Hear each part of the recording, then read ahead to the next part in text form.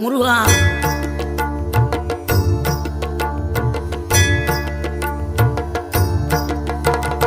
ஆறுபடை வீடும் அருள் வழங்கும் முருகா, அருகே நீ ஓடோடிவா.